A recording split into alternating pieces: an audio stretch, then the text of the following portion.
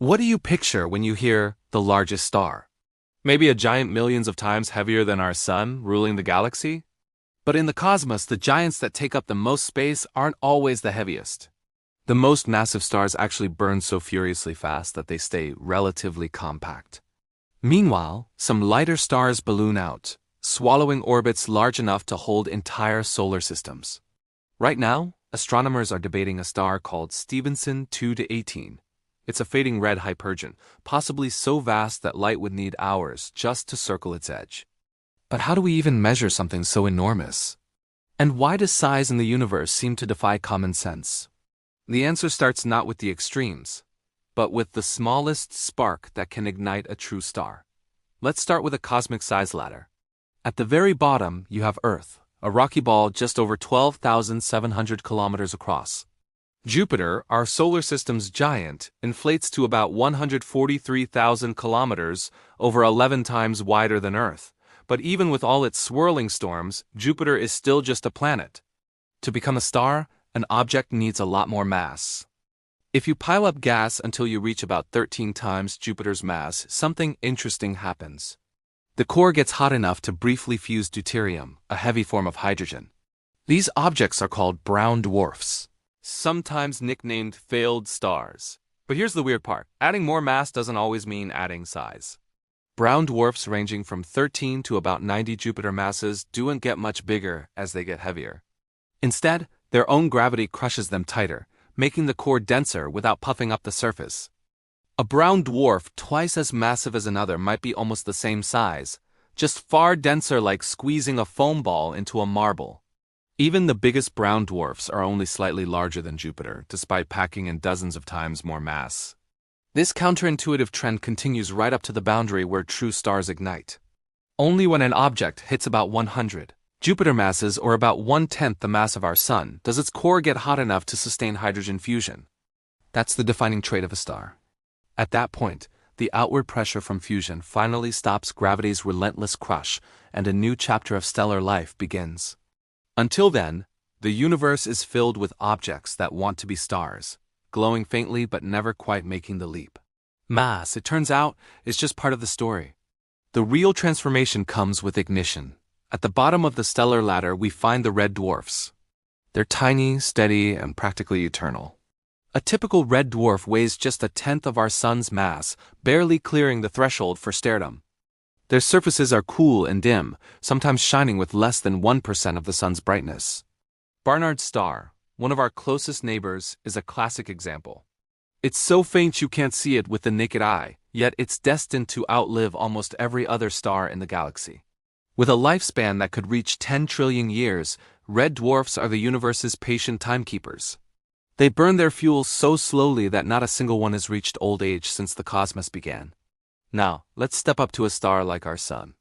With about 7 times the mass of Barnard's star, the Sun shines 300 times brighter, and its surface blazes at nearly 6,000 degrees Celsius. It holds 99.86% of all the mass in our solar system, acting as the gravitational anchor for everything from Mercury to the icy edge of the Kuiper Belt. But the price for that brilliance is a much shorter life. The Sun will last around 10 billion years before it runs out of hydrogen, a mere blink compared to a red dwarf's timeline. Climb higher and you reach Sirius, the brightest star in our night sky. Sirius has about twice the Sun's mass, but it's already 25 times more luminous and nearly twice as wide. Its surface temperature soars to 10,000 degrees Celsius, turning it into a blazing beacon. Yet for all that power, Sirius's main sequence life is only about 1 billion years, just a fraction of the Sun's. Go even further, and you find true powerhouses. Each member of the Beta Centauri pair packs roughly 10 times the Sun's mass, unleashing 20,000 times its energy. Their surfaces burn at a scorching 25,000 degrees, hot enough to strip electrons from atoms. But these giants live fast and die young, lasting only about 20 million years from ignition to exhaustion. The higher up you go, the more extreme the trade-off. Mass fuels brilliance, but it also guarantees a swift end. As stars climb the mass ladder, they shine with increasing fury, but their time as stable, hydrogen-burning suns gets shorter and shorter. At the extreme end of the mass scale stands R136A1, a star so heavy it defies normal expectations. It packs about 315 times the Sun's mass into a sphere only 30 times wider. To put that in perspective, our 136A1 shines with the energy of 9 million suns. Yet its surface could fit comfortably inside Mercury's orbit. How is that possible? The reason is hidden in the physics of its own brilliance. As R136A1 blazes, it unleashes a flood of radiation so intense that it rips away hundreds of billions of tons of material every second. That's more mass lost in a heartbeat than all of Earth's oceans combined. These powerful stellar winds act like a cosmic straitjacket, stripping the star's outer layers and holding its surface tight despite the enormous mass within. This is why the most massive stars don't become the largest in size. In fact, astronomers have found a natural upper limit of around 150 solar masses for stars born from a single collapse. Anything bigger, like R136A1, is probably the result of multiple stars merging together.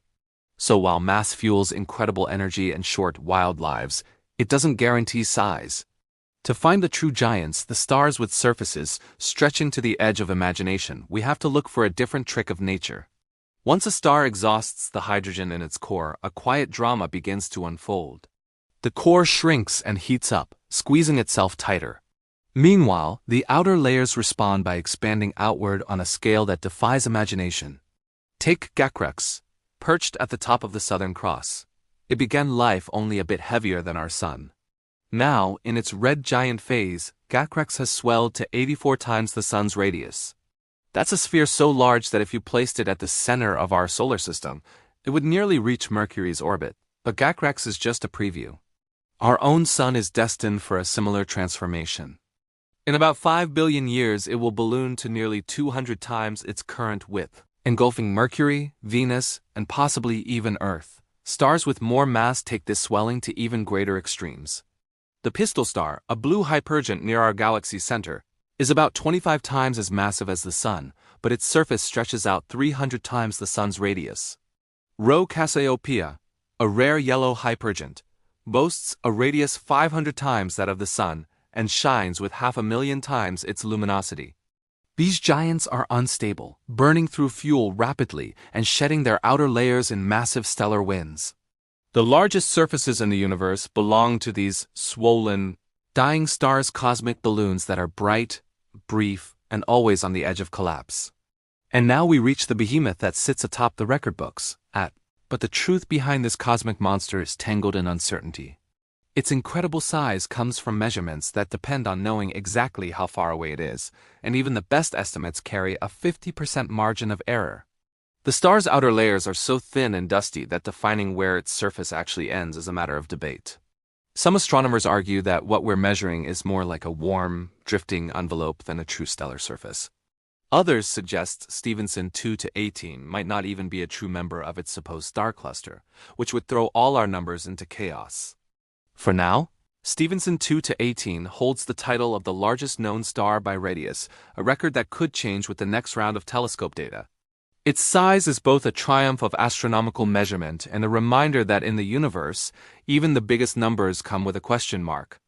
Experts agree that it stands as the current record holder, but caution that future data, especially from space telescopes, could revise its rank.